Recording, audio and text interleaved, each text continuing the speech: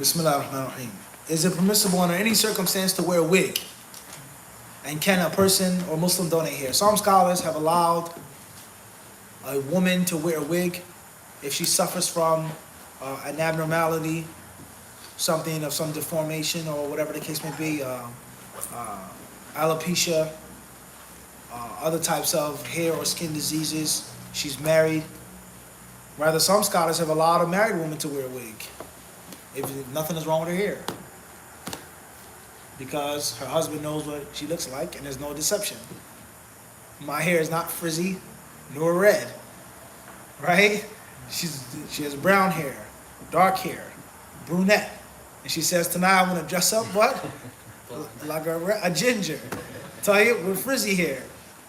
All right? My husband knows what my real hair texture is, length, etc. So some scholars have allowed a married woman to wear what? Or extensions. I'm not here to discuss that. Nobody asks, oh, can I get a weave? We're not talking about that right now. All right? What's important is, and the culture of wigs is a very widespread culture. Don't think it pertains to just one race. There are many different races of people who what? Who wear wigs and extensions and other types of hair. For one reason, what? Or another. So some scholars, they say if a woman is suffering from something, then she can wear a wig. And of course, other ulama, they say no. She has to be patient with what Allah gave her. That's easy for that scholar to say.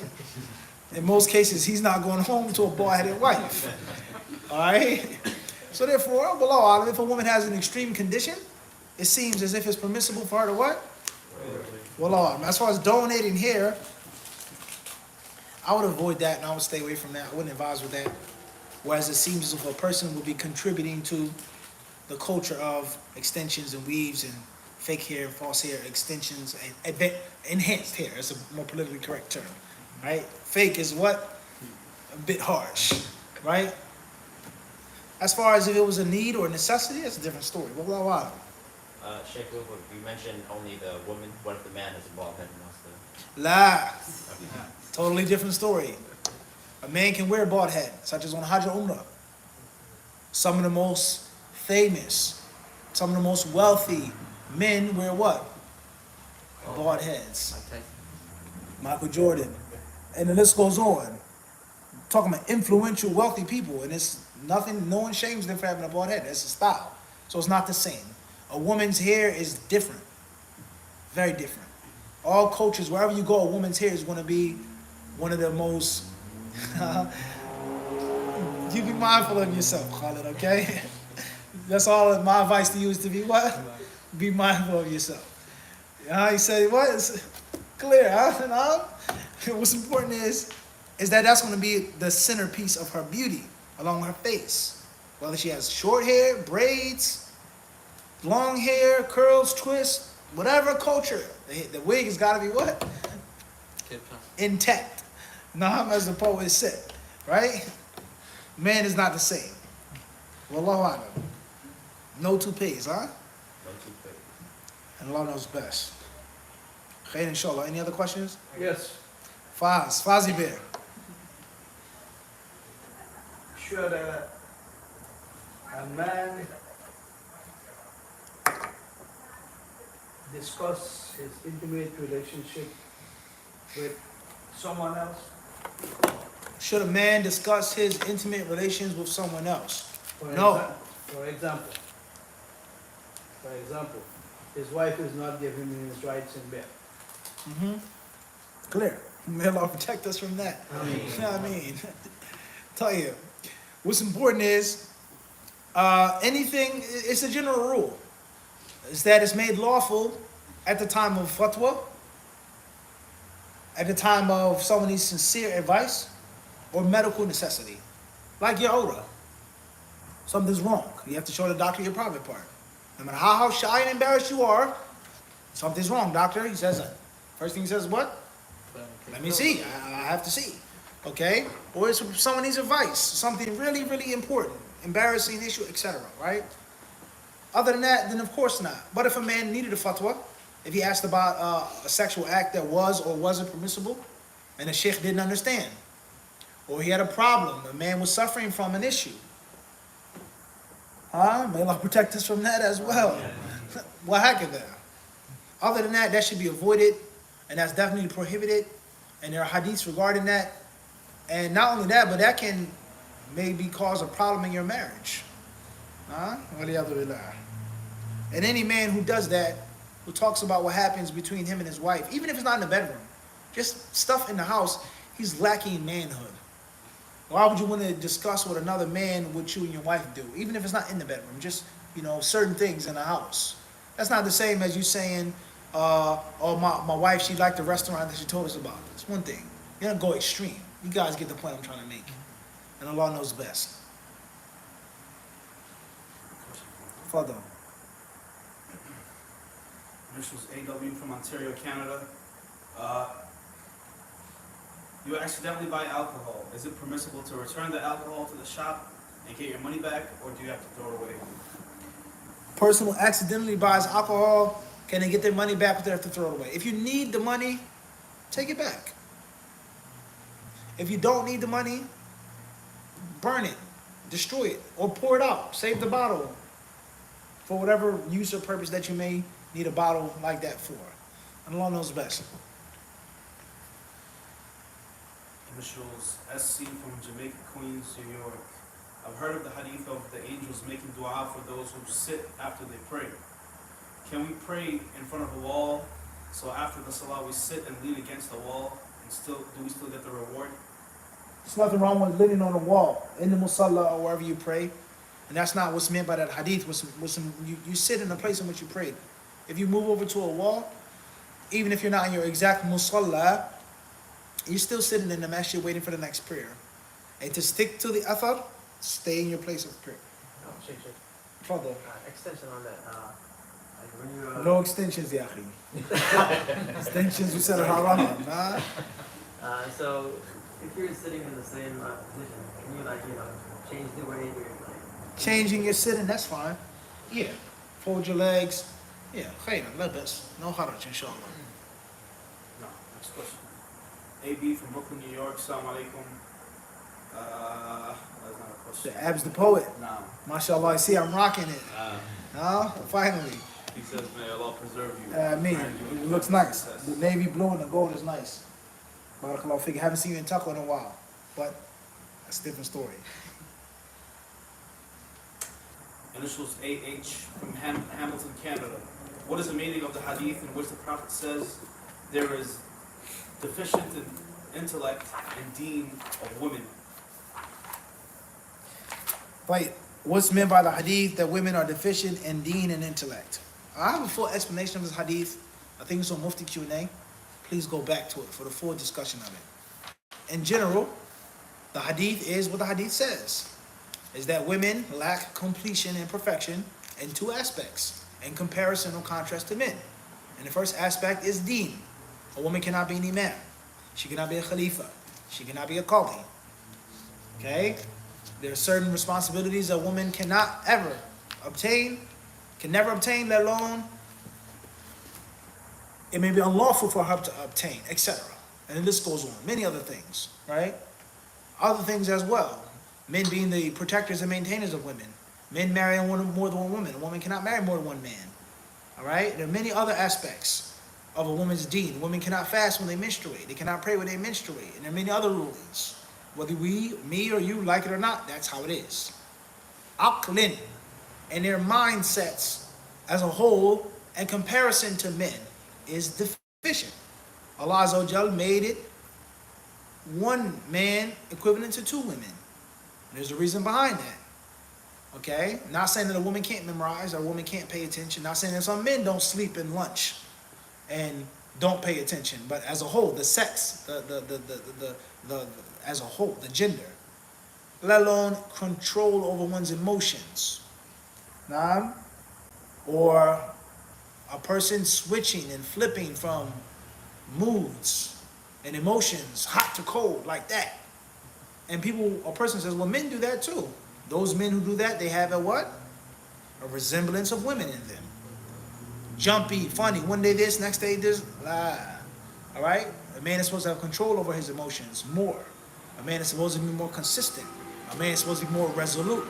etc., etc. The voice of man and the voice of woman, two different things. A woman, she may holler at her kids to sit down. She hollers 10 times. Sit down right now, and I'm gonna break your neck if you don't sit down. Kids still jump, flip off the wall, do backflips off the wall. That's a fact.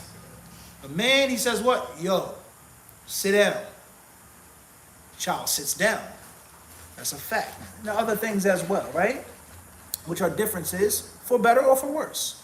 So the hadith is clear. There's no ambiguity about this hadith.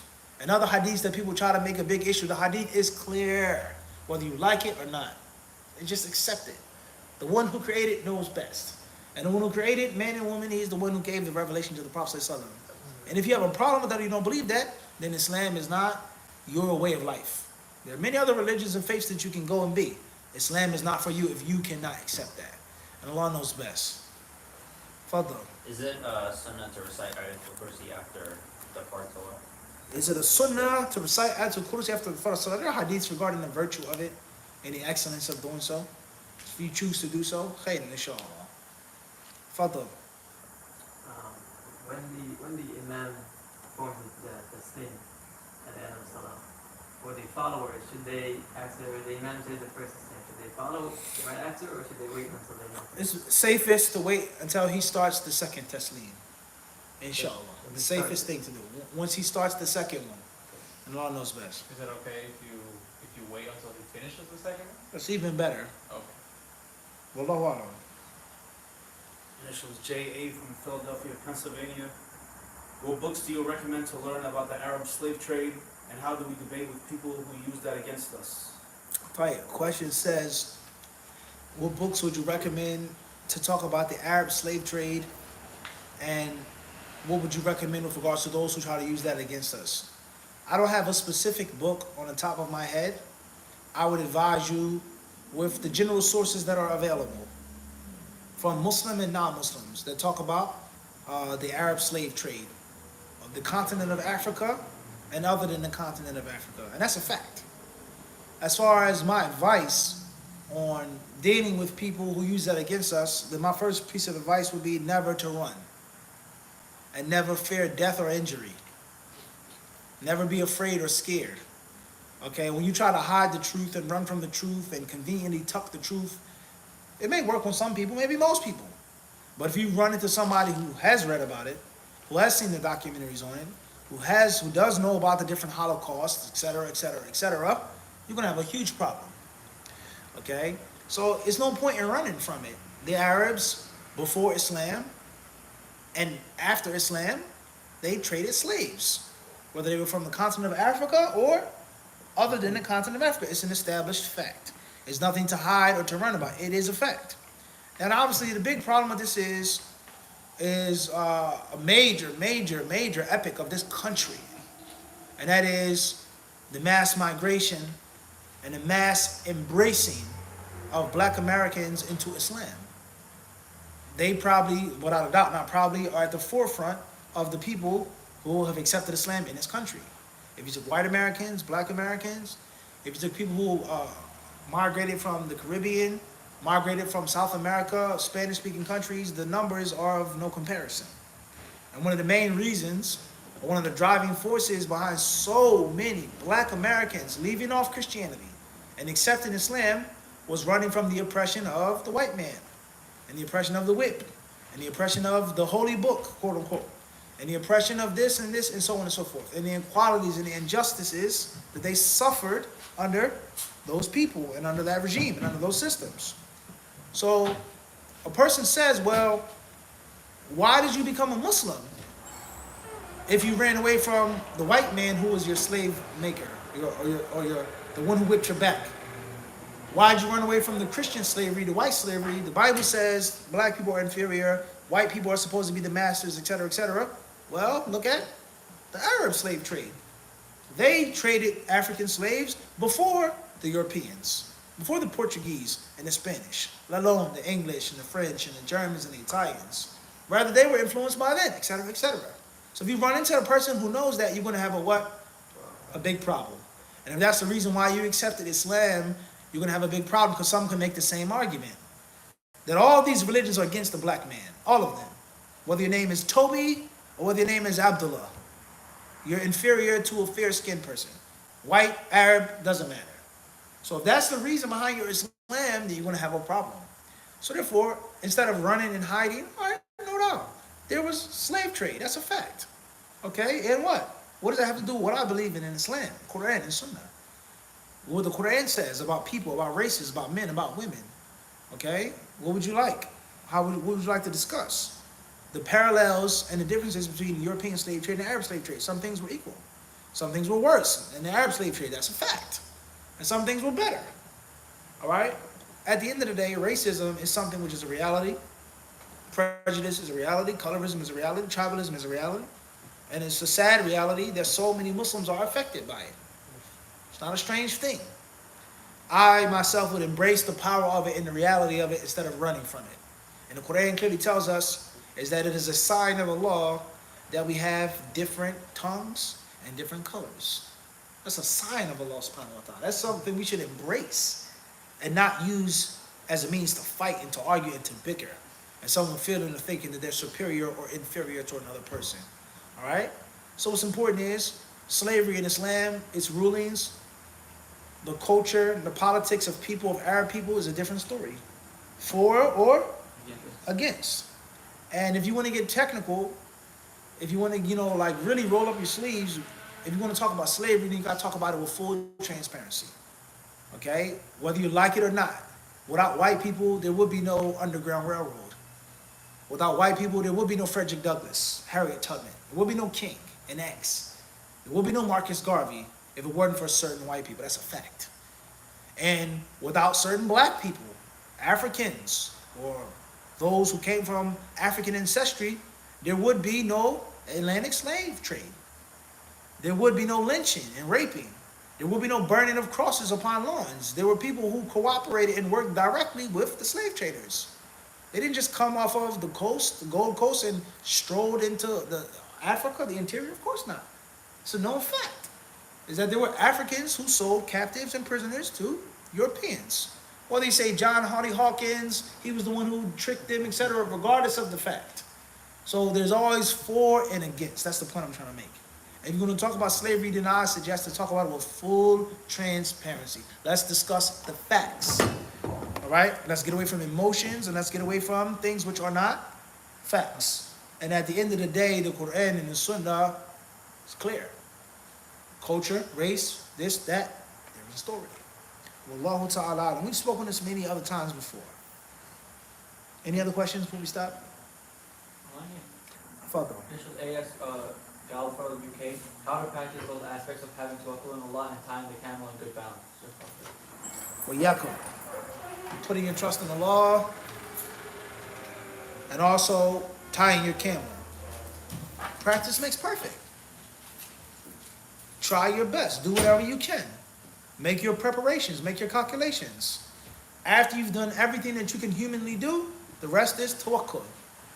And as you make those preparations and those calculations, you're also using tawakkul. You're putting your trust in Allah by preparing. So there's no contradiction. And the best way of doing it is to do it. I'm going on a road trip. I'm going to drive somewhere. What's going to happen to me? Anything can happen to me. I'm going to make sure my car is in good shape. Oil's changed. Air pressure is good. I have my license. I have my insurance. The car is in good shape. I have the gas. I have money. I have a gas tank. I'm going to try my best. And after I've done everything I can, it's Bismillah. My tire could pop. A rock could fall down on me. A drunk driver could hit me. A wild deer could cross the road. Anything can happen. It's just that simple. Wallahu alam. So let's we'll take a few more questions before we stop. This is A.H. Arnold, Ontario. Assalamu alaikum, Sheikh. When the Imam doing a dua and the Jumu'ah khutbah, should we raise our hands and say Ameen? Raising your hands and saying Ameen. There's nothing wrong with saying Ameen. The hands should not be raised in a systematic manner. Shouldn't be done in something formally. Wallahu alam. Initials UZ, San Francisco, California. Assalamu alaikum wa rahmatullahi. Can Muslims drink from reusable water bottles? A reusable water bottle? As long as it's clean. Wallahu alam. Initials AS, Abbots. Okay. Why do more Tulab al-Ilm wear the shimab instead of the imama? Although the imam is from the sunnah, and what is... Next question. Full cup. Initials OS, Matthew, North Carolina. How literal do we have to be when obeying parents? For example, parents say being the last one on the plane to get a good seat. Do you have to literally be the last person? Or do you understand it in general terms, meaning be amongst the last few? The language of your parents and their culture. Next question. This is WO, Toronto, Ontario. What are we allowed to do and what should we do when we're disrespected by another man? For example, he curses our mother or spits in the face. Can we hit them? Tayyib. So, inshallah, last question. Someone disrespects your mother. Can you hit them back, etc.? Can you hit them, etc.? It's a difficult question. Allah's help is sought. No one want to be in that situation. No one wants to be disrespected, let alone their mother. But it doesn't mean that a Muslim can do whatever he wants to do just because of verbal abuse. The Prophet was verbally abused. The Sahaba were verbally abused. And it doesn't mean that they struck physically every single time. So just because someone verbally abuses you doesn't mean that you can punch them in the face, even if that's your culture. What'd you say? What? Doesn't mean that. Doesn't mean that. Okay? Like we just said about slavery. Culture is one thing. What these people did, the racism, the prejudice, doesn't mean that's Quran and Sunnah. Okay? So, I mean, use the necessary force in the situation. I would advise you, the last thing I'll say, is to put yourself above and beyond the situation, which takes a great deal of sabr in any man. Make yourself bigger than the situation. If I just walk away, is that representing better strength for the Muslims? Or if I smack this guy and knock his head off, does that represent better strength for the Muslims? You have to weigh the what? Situation and take yourself out. Right now, I ain't gonna say on live stream what I want to do to this guy who did this to my mom or said this to my mom. Nothing. But it's not best for the Muslims. Meaning I removed myself what? From the picture. It's not about me and my ego anymore. Or my mom.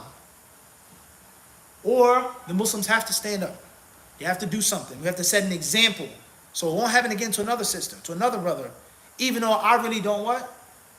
Don't mind. Guy stepped on my shoe or he said something smart. It's no biggie. You know, I don't have to prove myself. I don't have to prove my toughness to nobody. Right? I don't have to show to anybody I'm tough. I can fight. I'm from this city. I mean anything. I have nothing to prove. I'm comfortable in my skin. But the lesson must be taught for what? Islam and the Muslims. You can't do that and walk away to a Muslim. You're going to think twice when you see a Muslim sister walking down the street. You're going to what? Think twice. You may still do it, but you're definitely going to think twice. So that's my advice, is to remove yourself what? From the situation, and then you can make a better judgment. For or against. Slapping them, smacking them, shooting them, or turning the other cheek. Whatever the situation requires. Is very important advice. And Allah knows best. We'll stop here. Whatever we said that was good is from Allah. And whatever we said that was wrong is from ourselves and shaitan. Allah and His Messenger are free from it. Walhamdulillahi Rabbil Alameen. Assalamu alaikum wa rahmatullahi wa barakatuh.